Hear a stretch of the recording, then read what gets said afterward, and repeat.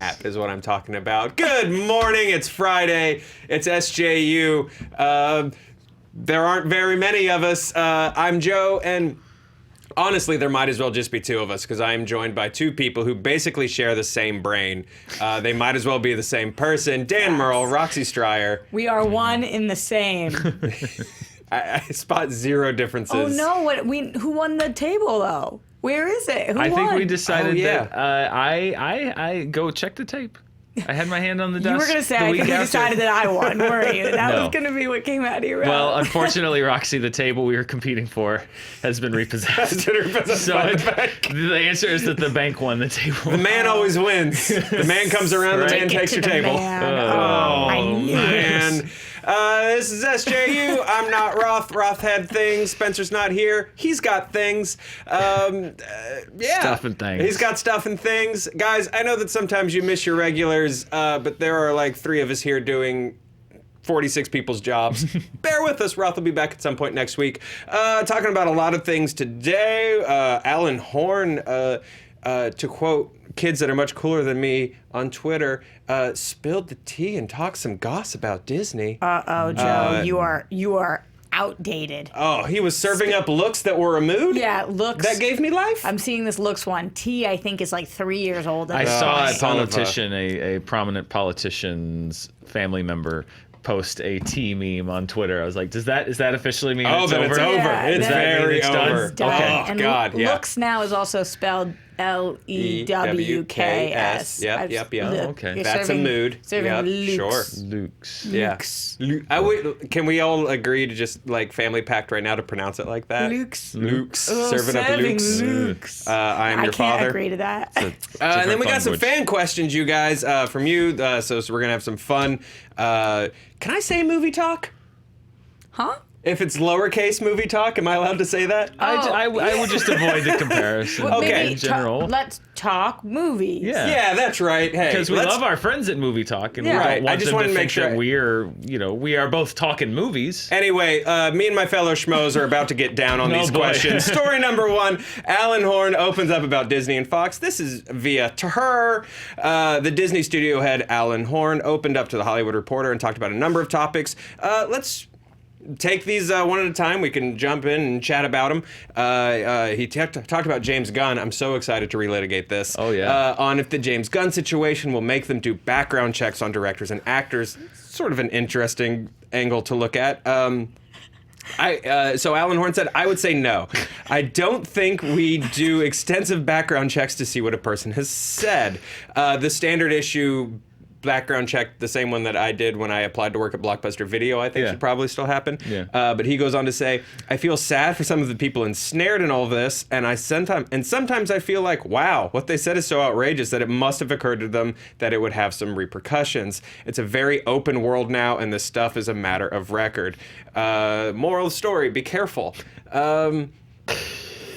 Fair. I think there's a little more nuance to it, maybe. Yeah, but the other thing being, you just went through this hugely contentious, very public, very complicated and awful thing with James Gunn, and then the question is like, so are you going to start checking out? And another division of the company, ABC, went through the same thing with the host of the Oscars, and the question goes up like, so are you going to start kind of checking people? I was like, no. I can't believe the first words out of his mouth were, I would say no. That is crazy. Like, I'm not even recommending what they should actually do, but this is a valid question. This is a fair question to ask somebody. And for him to say, I'd say no, it just is a big old middle finger to everybody. Like, and I don't think he was intending it that way, but really? I'm not saying they should not hire somebody, but you gotta check so that you know what's out there, so that you're prepped. Wasn't that the whole thing, though, that they did know? That they did do the check on him? Well, and they did know he tweeted those things? Yeah, that is the interesting thing with Gunn, anyway? is that it's like, because I feel like it was 9 years ago now. But I feel like there was a wave one where all that came up. There was a wave one that was known, and then it got brought up again. Yeah. But things were John Wayne different. style. And yeah, Kevin Hart, I think, was more of a surprise for ABC, in the sense that it was a lot of different things. But yeah, we've talked about that at length. I don't know what the right answer to it is, but I do know that the right thing to do would probably be to at least do a check, just a little look-see. Yeah, just to at least be prepped. So it's like saying, I don't want to know, hear no evil, see no evil, speak no evil. Don't tell me if you did something, then we can deny if we find out. Right. Yeah. Or to just say like, hey, we want to hire this person. We went and we checked on some Twitter, and they were or are kind of an edgy comedian. Not that that's what James Gunn was, but just a fictional, whoever. They were on Twitter and they said some stuff, and it's not fireable. We understand the context of it, but we're prepared if somebody brings it up to say, here's what we. But to the idea to just be like, we're fine. Yeah, People should just be careful what they say. It's okay. I feel like good luck with that. as a media, as an entertainment company, maybe your creatives can live on the edge a little bit. Maybe your stunt teams can live on the edge, but your PR team should never be like, don't tell us anything. Yeah. We just want to wake up one day and we want to live in the fire. My middle name is Danger. And then what is the second part of this that sometimes I feel like, wow, what they said is so outrageous that it must have occurred to them that it would have repercussions.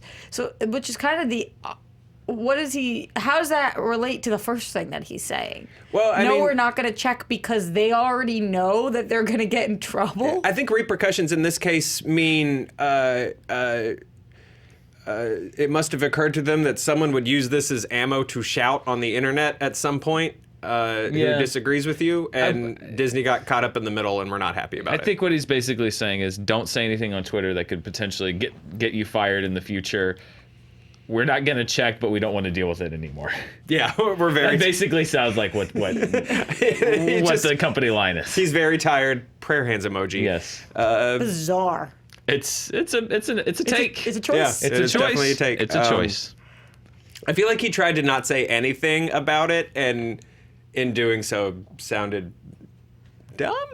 Not dumb. Not dumb. Dumb's unfair. Dumb. It's just it's a very. It was a bad. It's a very idealistic way of saying, like, I don't want to be suspicious of anyone. I just want to live in a world where nobody's ever said anything offensive to anybody at any point in their life publicly. Yep. Which is like, okay, but that's a tough that's a tall order. Yes, agreed. I would say no. He would say no, but I think the PR department might say yes. Yes. On being able to release R-rated movies under the Fox banner. With Fox, we can make movies that right now I say no to. Take Bohemian Rhapsody, which is PG-13. It's a hit movie and very, very good. But there's no way we could make it under the Disney label because the characters smoke cigarettes and other content. Other content does not include the band because they, Dan, were perfectly nice, squeaky clean family people. We can't drink right now, Freddie. We have families. Other content. So he's so good. He says, nor could we have made Warner Brothers R-rated Oscar-winning Argo because, again, the characters smoke and use the F word. We always have to think about the smoking policy. The audience for a Disney movie may not know what they're going to see, but they know that they do know what they aren't going to see. Interesting. There are certain things we just can't include because we'll get letters, which again is a very sweet old-timey fashion thing to say. Like they're just going to start writing letters. Why did he mention Argo? Maybe he might just really like Argo. It's a prestige movie, an award-winning movie, but not one that Disney. Yeah. But it's a Warner Brothers. Yeah. Yeah, I think he's just using it as an example because there's lots of cigarettes. Speed round just ended. Dan, your judgments. Did you see that, by the way, that Christian's trying to challenge you again? He announced it on Collider Live. He wants to come back to movie fights and challenge you. Can we Collider Live? He can just call me. That's what I said to him. Why Christian? Just give us a call, man. You don't. He was like, I want to come back. I'm coming after you, Dan. Oh, is it live? What do you mean? Oh, I thought it was Lives, like a John Carpenter reference. Collider Lives. I don't know. There's no S. I mean, he should know as one of the minds behind the Schmodown that you don't just get a title shot immediately. He said that too. He said, I understand I have to earn this back, but he's coming for you. I need him to pitch me a character. and we'll work out sort of the storyline, and then you didn't guys see can it yell all about over movies Twitter? together. I saw some references to the fact that he said that he was coming back or wanted to come back on movie fights, which is great. I don't book the show, man. He said currently Talk to you would this wipe the guy. floor with him for sure, but he wants Well, to that's build. true. Yeah, I agreed. I have been agree. one actually because I did see that tweet, and I was like, "Oh, it books the show." I have been wondering if there's a cool big venue for Christian to come do another movie fight at. I wonder if there's some kind of con or something like that coming up that might be a cool place for him to interesting. come back. Maybe. I don't know of any cons. WonderCon is the one that was. I got it. I think that'd be kidding. fun. I know. WonderCon's weird though. It's like it's a different version of movie fights. Yes. Though, to be fair, yeah. it's I love doing the convention fights, but Yeah. those are like two different games. Yeah, It's true. but it could be fun. So What were we talking about? I don't know. Warner Brothers movies, I guess. Oh. Yeah, I think yes. okay. Smoking and F words. Yes. It's funny because if you go back and look at any of the old, because the smoking thing is a new last 10 years type thing. Yeah, Marvel did the same thing even pre-Disney. Joe Quesada was really big on that. No smoking. It's funny, which is I'm not slamming that, but it's just funny if you go watch any of the old Disney movies because they all start with the same anti-smoking PSA because all of the Disney characters used to smoke like chimneys. It's like Cruella de Vil, Pinocchio smoked a cigar. I mean, people used to they used to smoke like insane in a lot of movies like crazy people. So every Disney movie now starts with an anti-smoking PSA. Which is good, but it is funny to see just how sometimes the way that things change. They should just replace all of the smoke with like, one thing, like on How I Met Your Mother with sandwiches, or like one thing in all of the movies. Oh yeah, guns for walkie-talkies. Yeah. Which I mean, to be fair, when they started making Disney movies, smoking was good for you. Yeah. Like, it was recommended as like a health benefit. So it's not like you should have known back in the no. It was the of course essential not. oil of the 30s. It was. It really, really was. But B12 shots. I had not really thought that smoking might be one thing that Disney was just like, not in our movies, none of them. Yeah, it's a really It makes big sense. one. The letters thing is funny to me because like letters happen. It's not just angry tweets. It's not just weird emails. Like actual People still send letters, yeah. Yeah, I worked at when I still lived in the Bay Area. I just did reception for like a local TV station. No original content or anything there being made. It was just like we play Magnum PI for 4 hours. Then we switched to another show from the 80s, and then we wrap up the day with MacGyver. That kind of place. Still, letters every day.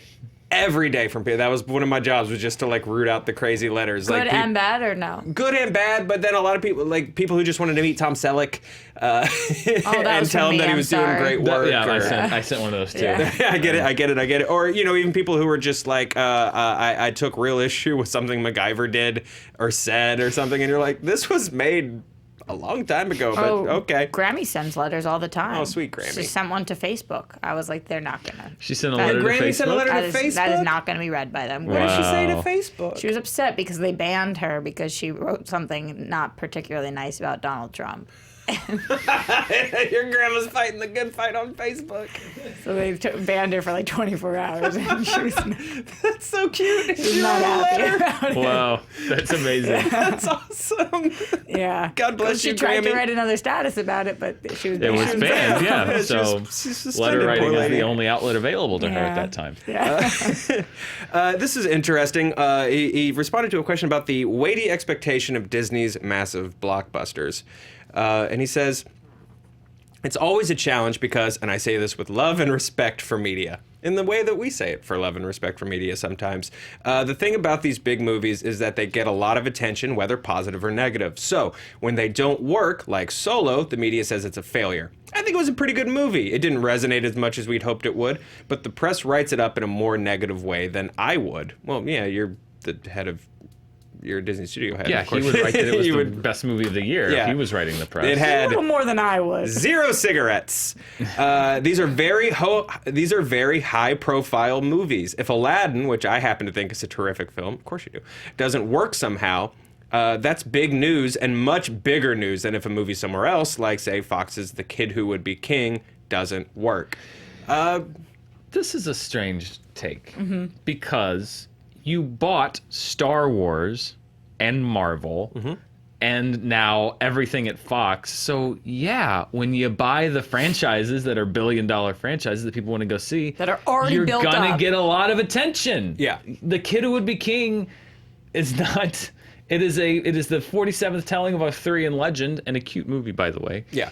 It's not Star Wars. This idea of like the press wrote Solo up more negative than it was. Solo was a flop. Yeah. The press didn't make that up. It's you like you said, you have now bought every property. You're Weyland-Yutani. Because they're popular and But they because don't they want get the more attention media that comes attention. with it. It's gonna be the difference between coverage of when the White House screws up and coverage of when like the mayor of Bowling Green, Kentucky screws up. Like Exactly. no one cares about the mayor of Bowling Green, Kentucky compared to the White House. What And, happened in that's, Kentucky? I don't know. It was just the Bowling Green massacre happened in Bowling Green, Kentucky. I do remember that. That was a horrible thing that absolutely was made up on Twitter. That's old political news now. Yeah. But yeah, nothing. That's just where I went to college. So This it's where I sentence like even to go. doesn't even make sense. The thing about these movies, they get a lot of attention, whether positive or negative. So when they don't work, like Solo, the media says it's a failure. Uh-huh. Yeah, 2 + 2 when is things 4. don't work, that means they failed. Yeah. Yeah. Is he angry that Damn people media. tell is he angry that they reported the actual what happened? I guess I'm so. confused by this. Yeah. This, we this all looked confuses to Max me. for reassurance just then. Our producer Max is sitting in on the Billy Cam, and I feel like we all just looked to him for reassurance just then. Like, are we crazy? He had nothing for us. I think it. The press writes it up. The press writes it up in a more negative way than I would. Well, Yeah, you're Disney. Yeah, of course they do. You're Alan Disney. because that would make you an actual moron to write it up as negatively as the press did. Yeah. Right. Because if you're Alan Horn, why would you write the article, I produced the only Star Wars film to ever lose money? I would not expect you to write Yeah. that article.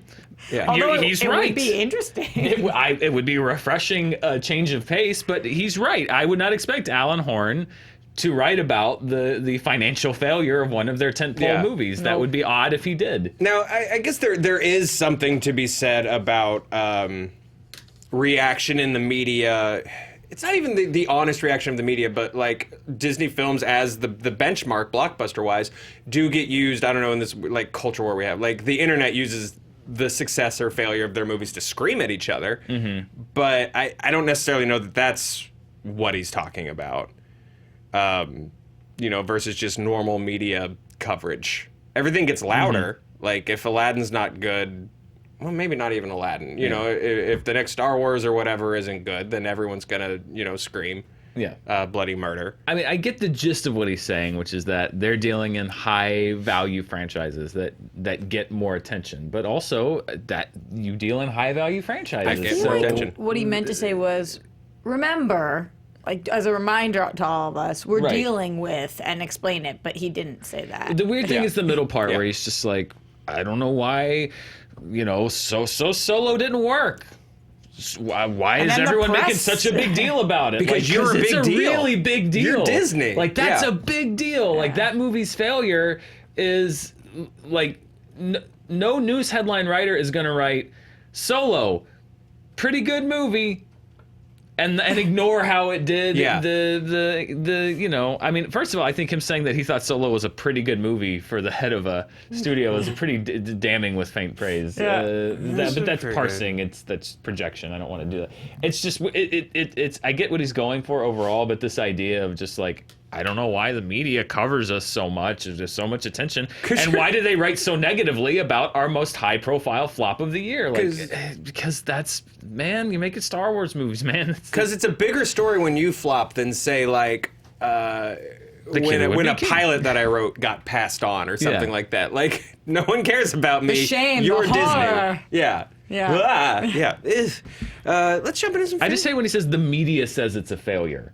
When a movie doesn't work like Solo, the media says it's a failure. No, It is a it failure, failed. yeah. It was a financial failure. Yeah. So I hate this idea of taking something like Solo, which was a financial disappointment, and saying like, I hate that it gets all the attention because when a movie like Solo flops at the box office, the media says it's a failure because it is. They're reporting the news. They're reporting what actually happened. Implies that the media is making that something they're spinning something. That they're spinning it negatively. And I think unfairly. that you hit it. Okay, that's you hit not. it. Yeah. No, that's not true.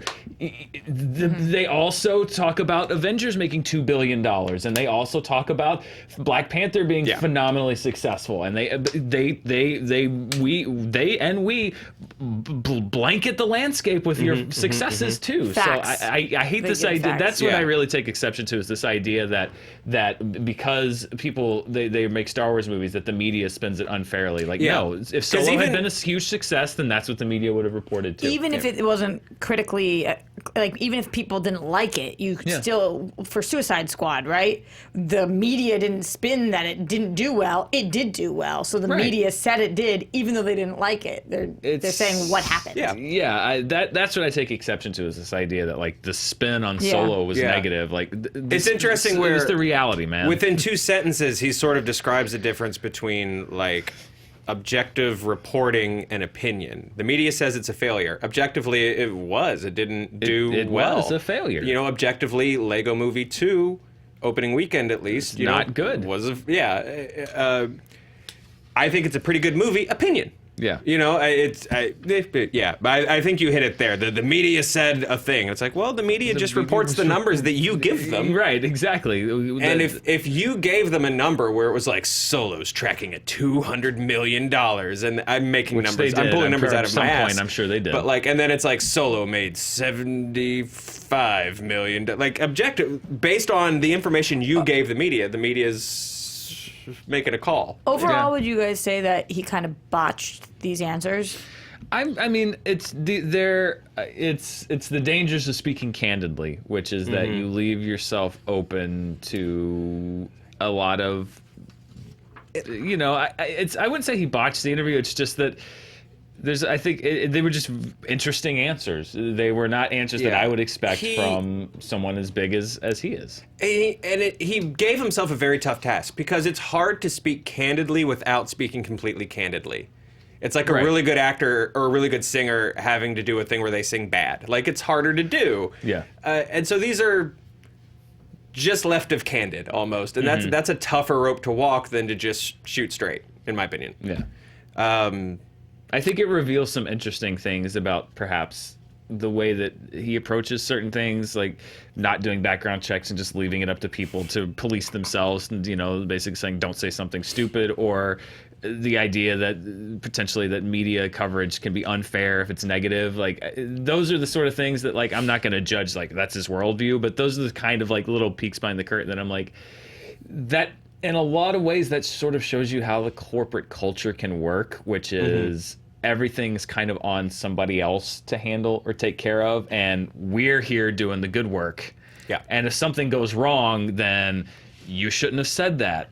Why is it on us to check out what you said? Or that's not a fair account of what happened. We think the movie was really good. Yeah. Like, that's just how corporate culture works, which is, what is it?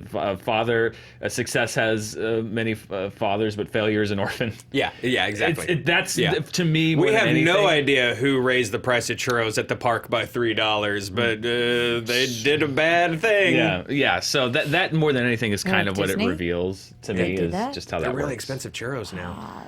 Really Brutal. expensive churros. Are they good though? That breaks my heart. Fine. I love They're churros. like the Solo of churros.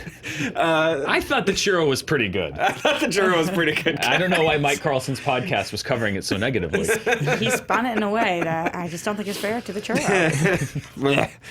Guys, Save Mothra asked, is there any... Oh, do we have we don't want to talk over our fan question. Fan question. Are you trying Go. to eliminate my You're right. my I'm shining sorry. moment? I'm sorry. JTE, roll that clip that you were not prepared to roll. No. Well, wait. Damn it, the 1 week that I say that we should stop and do the I can do it live. graphics. I can do a live performance. Do it, yeah. Fan questions, go. Fan questions, go. Fan questions, na na na na na na na. Fan question, go. Fan question, supreme. It just turned into Wow. Grease. Well done. I love it. It's Well pretty done. Thank you. Are there any movies that were ruined by a single moment or a single plot twist that you had enjoyed up until that sort of defining moment. Yeah. Ooh, okay. I've got my biggest one. Ooh. It crushes my soul to say it because you guys know what a massive DC fan I am, but Man of Steel was completely ruined for me by one moment because it ruined the character of Superman for me, which is the moment where he lets his dad die because he doesn't. His dad tells him not to be outed when the dad goes after the dog. Every single time I watch it, I want to throw my TV against the wall. Like, it doesn't make sense to his character that if he was able to save his dad, that he would not. If he's not able to, if his dad is ill, if something happens where he's not present, but for him to watch that and just know that his dad's gonna die, but his dad does this one little hand motion, like, no son, and then he comes out not too long later, like, P.S. here I am, Superman, gotta use my powers. It kills me. It infuriates me, and it made it really hard for me to get back on Superman's team. It took me all the way until finally Henry Cavill is now gone to finally be like, wait a second, maybe I want this. Oh God, I hate that moment. That moment ruined the whole movie for me. That's big. Yeah, it's a rough one where it's like, hey, what? Okay. Dan, do you have any? I'm trying to think in my head. I always feel like I'm on the spot with these because I always think of the perfect answer 30 minutes after the show's over. You should tweet them out. My big one, I'll try to kill some time. My big one is, I talk about this one a lot. It's the end of AI. I think it's a very, someone sort of challenged me on this one where they were like, do you want Pinocchio to die at the bottom of the ocean? It's like, it's not about what I want. It's about this haunting message that this movie has like been brave enough to leave me with, which is sometimes no matter how hard you fight and how hard you want something, like, it's not going to happen. It's sad and it's crushing, but like, thank you, movie, for not just being like, and here's your uplifting thing. And then I don't know what the point of that weird epilogue in that movie is. Was it like the movie didn't test well with audiences, so they added a 10 billion years later epilogue? I think it was a way to give his character closure. Sure, I guess. Yeah, but I'm with you. That one bugs me. I'll stay on the Spielberg train, which is that I talked to Billy about this on his podcast. I have always maintained that The Lost World is a pretty serviceable sequel to Jurassic Park with some exceptionally well-designed action sequences. Yeah. Until they leave the island. And then it spends 20 minutes with the T-Rex running around San Diego, and they do the Godzilla parody, and it just becomes a chase movie. And I do think that Lost World, in my eyes, would be a much better movie for me if they had not added that little tag, because it was just ridiculous to me. Yeah. I just think it was dumb. And the movie was over, really. They pretty much, I mean, I think they could have wrapped up what plot was left to wrap up in some way on the island and made that, because I love this thing with Julianne Moore on the glass where it's like splintering, and that whole T-Rex sequence actually is really good. I love the raptors in the grass with the tails. That's a great shot. Like there are some really well-designed things in there, but that entire movie to me is ruined by that last sequence in San Diego, and really it starts with the gymnastics kicking the raptor out of which is so stupid. First of all, raptors are very heavy animals, and I don't think that a 14-year-old girl that small could kick a raptor. I don't care how much momentum they had, like 10 feet out of a window. But that's a whole other thing. That Lost World thing for me was just that was a deal breaker. This is not a good movie, so it's probably already ruined by the time it got there, but it's a fun bad movie. That weird-ass Guy Ritchie King Arthur movie is a fun, not hate watch for me, but like a what are you doing watch. Like, again, for one, I already have my the law of if a King Arthur movie comes on, Joe watches it. It's just like a moth to the flame for me. I don't know why. But that movie is so friggin' weird and bizarre, and the only thing that makes me not invested in how goofy it is at the end, they do their final confrontation. It turns into a video game fight. Yeah. Like the end of, a lot of blockbuster movies, like the boss powers up and turns into a big CGI thing. Yeah, and just walks around like, you'll never break the orb. Yeah. You're like, ugh. I think a recent one for me was Annihilation. The ending of it just we took you out. I'm so shocked. You guys But we have had one split mind. again. Okay. I loved that movie so much, and then when I got to the end, and by the way, I know some people still haven't seen it, so I won't spoil what happened because last time I did that, people got pissed. But blech, for me, Right on. oh god, it ruined the whole thing. And I loved that movie. I still think I like it because it's really like the last 5 minutes. That took you out. Yeah. It took you out. Any other ones for you, Dan? None spring to mind, but if Okay. something comes up, I'll yell out. I think we ran the gamut of like pretty critically praised and acclaimed movies. Annihilation, Guy Ritchie's King Arthur. Yeah. I think we ran the gamut there. This is a fun one. Brock Stanley asked, what's your favorite muted movie? By muted, I mean you rarely watch it with the sound on, but you enjoy it just for the visuals. His is Justice League. The movie really holds up if you don't hear what they're saying. My man. I like this question. I always, if I'm cleaning or something like that, I'll usually, maybe it's not muted, but I'm not actually actively listening to it. I'll usually have a Star War on. If I'm cleaning or something like that, because I've seen them enough times now that I maybe don't even necessarily need sound. Jupiter Ascending would be one. Beautiful movie that just falls apart if you actually hear anything that anyone's saying. Anyone's saying or doing. That would be one. The Bee's No that Royalty. springs to mind.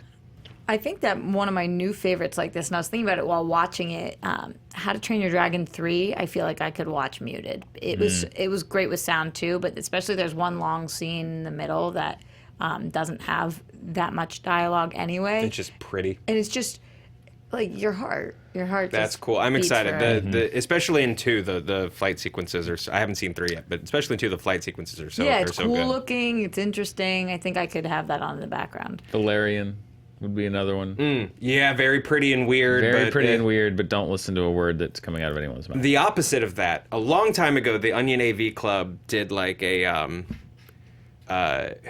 here's your sort of second life for The Happening, and they were like, The Happening's a terrible movie. It's a great old timey radio drama.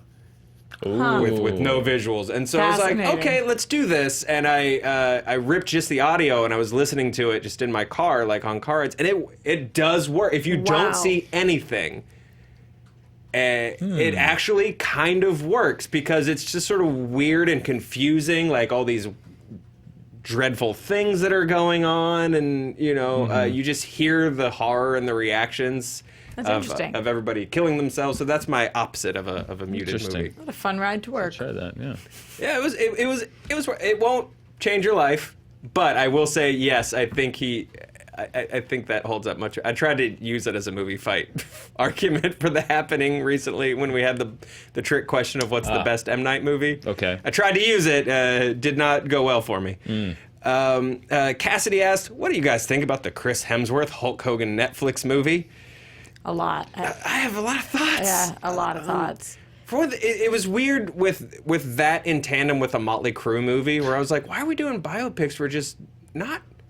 These are all kind of trash people. By the way, The Dirt, not my favorite looking trailer. Yeah, I did not no. think Well, they did. because you still have a really fresh visual of like what Motley Crue looks like for Yeah. one thing, and these guys are not them at all. Yeah, but for this one, I think it's two separate things. This question is saying about the Chris Hemsworth Hulk Hogan Netflix movie. Yeah. Chris Hemsworth is great casting. I'll say that. Sure. Put that aside for a second because this has nothing to do with Chris Hemsworth right now. I don't love that Hulk Hogan's a producer on the movie. Yeah, it'll be a Bohemian Rhapsody thing where he's great. They've already said they're not going to address anything with Gawker, any of the most recent racist Well, yeah, of comments. course not. Yeah, Yeah. because he's on it. And that I believe that the movie is only spanning until like 87 or something. So, Which means I don't even think it'll do the Royd trials or anything like that. no. It'll be about the part, naturally, it'll be about the part of Hulk Hogan's life where everyone thought he was awesome. Yeah. Yeah. Oh yeah, yeah. Because even with the trials, he kind of scabbed. I think. I don't know Named anything. names. I think. I actually let me retract that. I before people are like, "How dare you libel Hulk Hogan?" I think that it will probably be really good for Hulk Hogan's career. And I think that if people like Yeah. this and they like him from the movie, that WWE will welcome him open arms back in different capacities. I was a big I was a fan of his as a wrestler. I'm Sure. obviously not a fan of his as a person Sure. these days. So I've got a lot of mixed feelings. I will see it.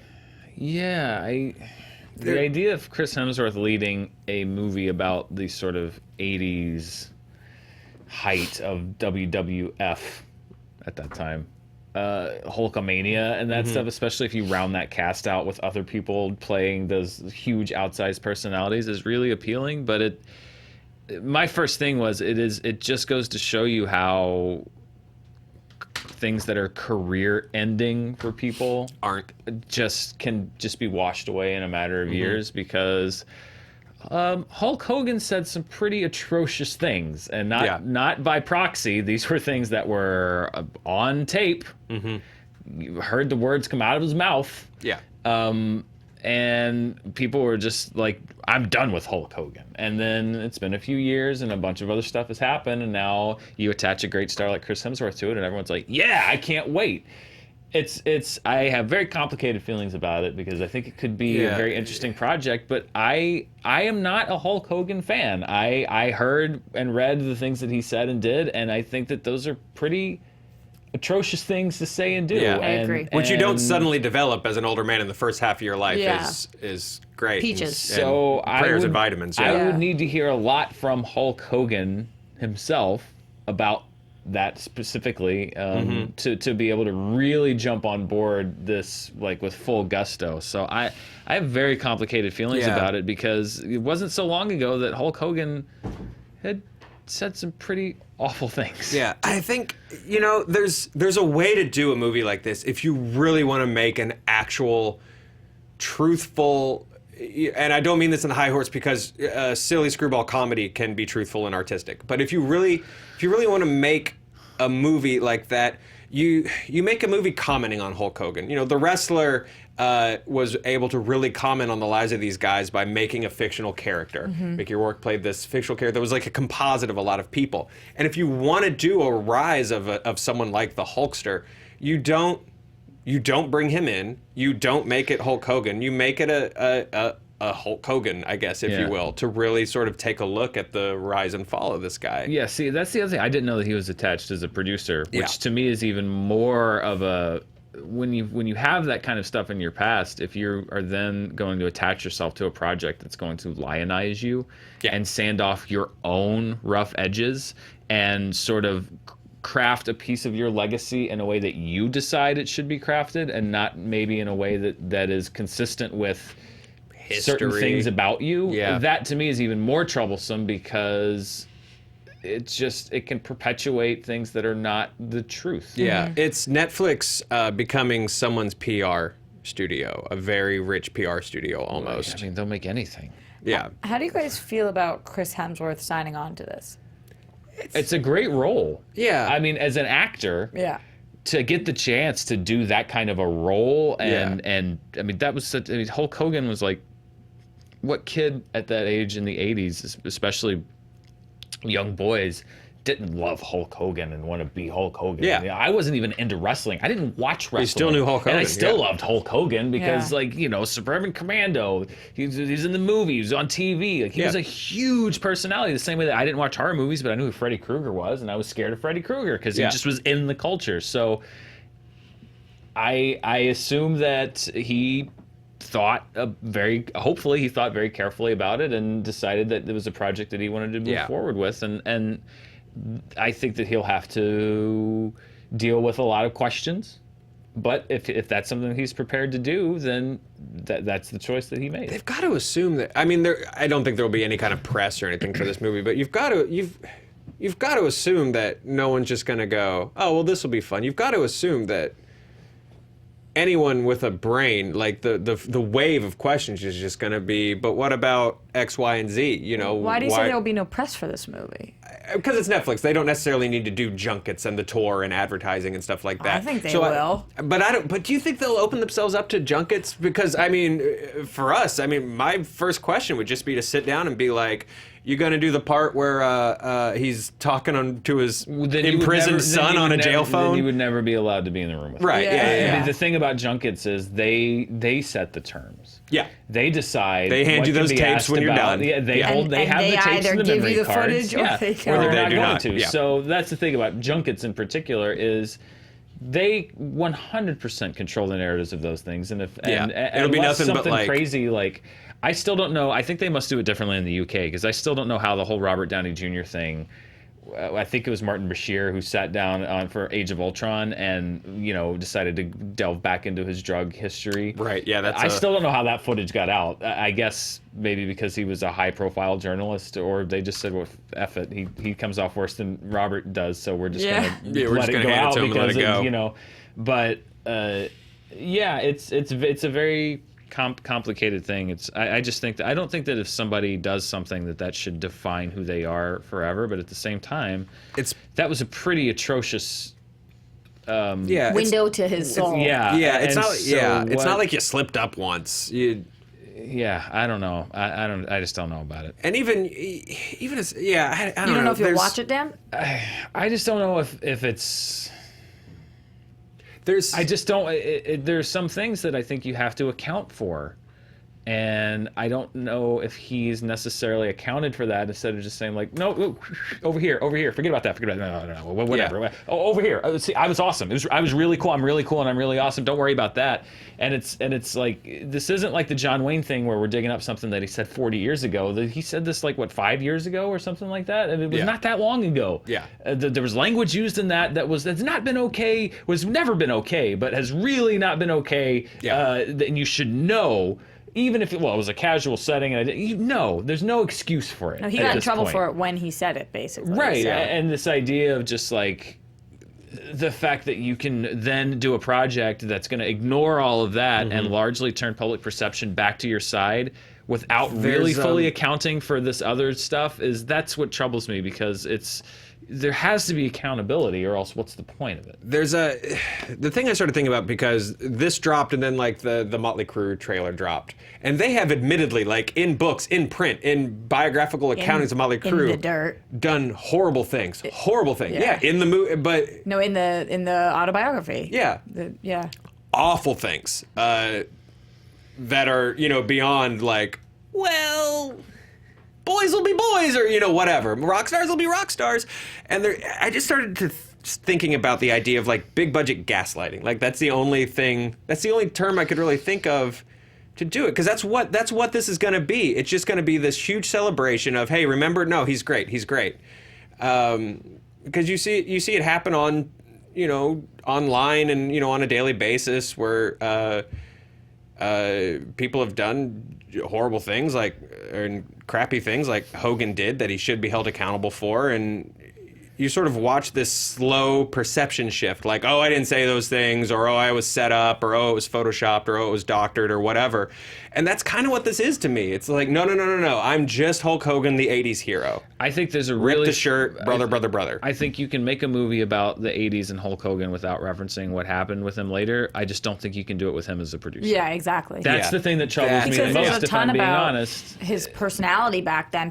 There's so many different wrestlers have talked about what he was like, and not letting them like put themselves over, or not helping people's careers or whatnot. Yeah. Although I've actually heard some wrestlers say kinder things about him, but that if you can actually show his personality in the first chapter of his life, it's not crazy that they wouldn't do the second parts, the later years.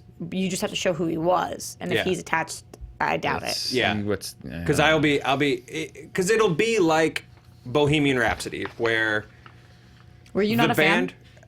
I'm not a fan of the fact that the band was in charge of shaping their own history on the big screen, that they got finally, because throughout the movie it's like, hey guys, stay and party with me, and it's like, oh, Freddie, we have families, we gotta go home, and it's like, come on guys, like you're queen. Like there was just no way that on a regular basis you guys were like, we gotta go home to our wife and kids, you crazy party monster.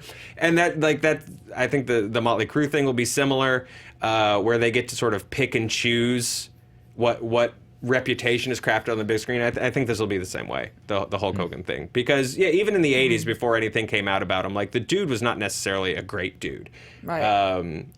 As said by, as confirmed by a lot of his peers and coworkers, like, in that period of time.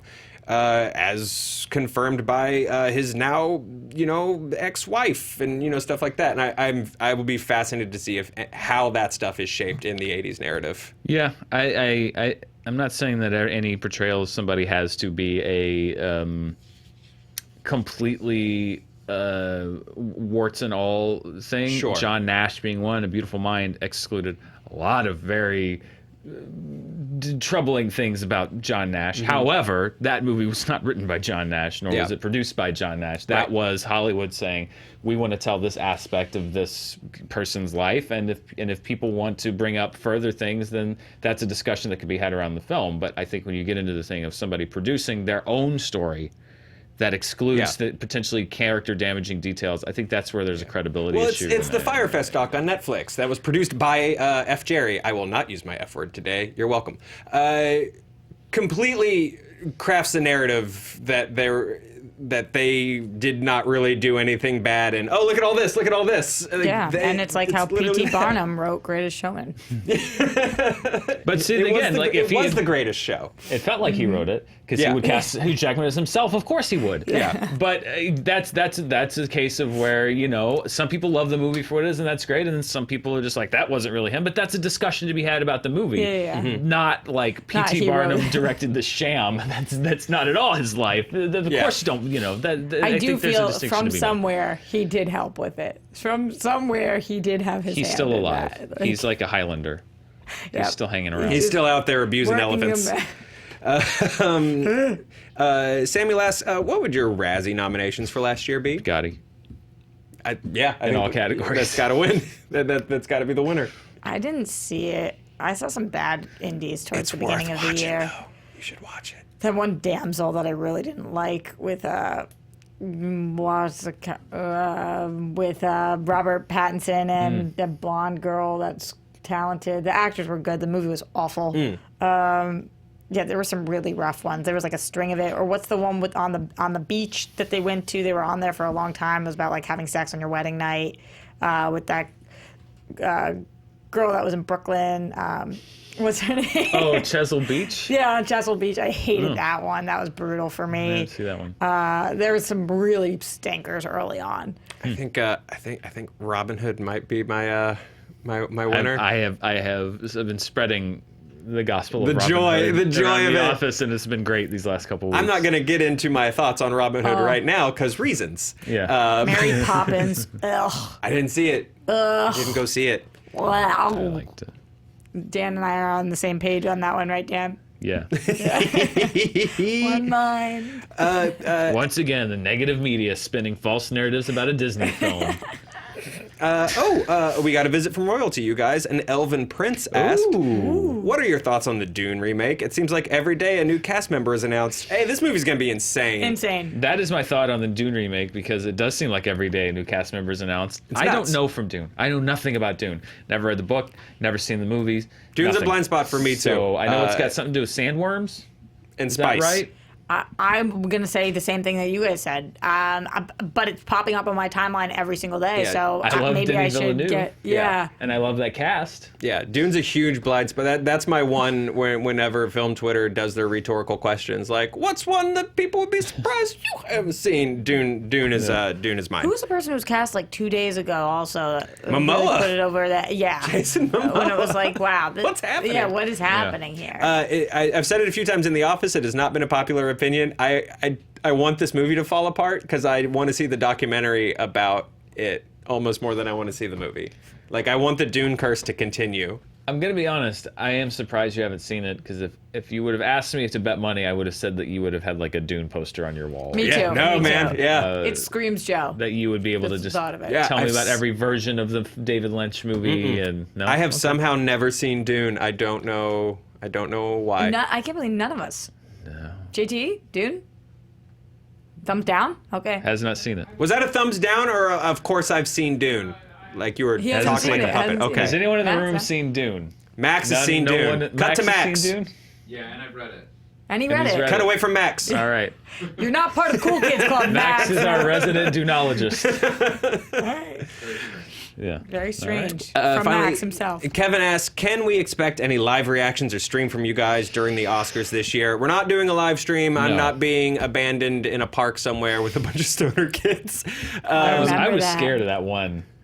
The one who was like in a different dimension. He was Yeah, so that high. was He freaky. scared me. He drove me in a pickup truck and his eyes were closed. That was scary. I definitely thought I was What going was to the die. name? Space Cowboy? Yeah, his nickname was Space Cowboy. I was All right. here for that. That was freaky. That was weird. That was a Yeah. weird day.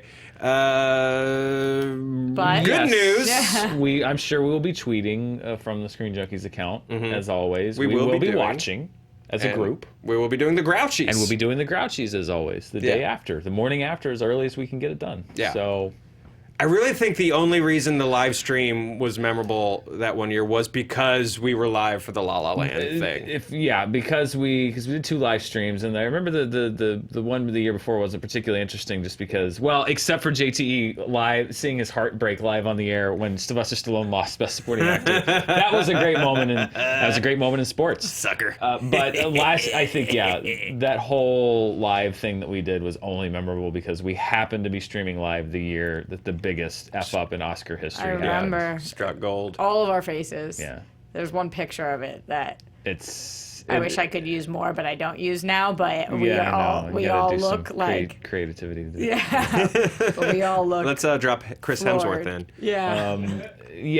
But yes, we will be watching and doing the Grouchies. But yeah, the live stream is just so. Plus, it's like we're producing a show during the Oscars, but if we're doing a live stream, then we're not doing that because we're putting on a show, and so it just makes things harder. It does. No live reaction. Sorry, you guys. But the Grouchies will be great and wonderful and funny. And first thing Monday morning. Early as we can get it up. Yeah.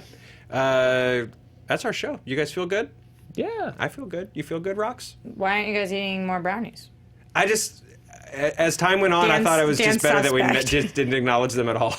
I did ask Roxy what she brought in. She's like, I made brownies for you guys. I was like, what's in those? It's a brownies? very fair question when Roxy brings in brownies, but Yeah. they're just for us, Which us kids. I'm a little disappointed. Wait, what does that mean? Well, they're There kid is something. friendly. Oh, okay. Oh, Kid friendly brownies. I thought you were smoke. coding that there was something in them. There's nothing in them Okay. Okay. except for eggs, chocolate. And I'm gonna save one to have with my lunch. Is what I'm gonna do. You perfect. go, Dan. Yeah. Well, guys, I'm going to wrap the show up because I really have to go to the bathroom. Yeah. Fair enough. So enjoy your weekend. Grouchies drop on Monday. Movie Fights yesterday was fantastic. Make sure you check it out. Dan Murrell, Roxy Striar, Joe Starr. Bye, guys.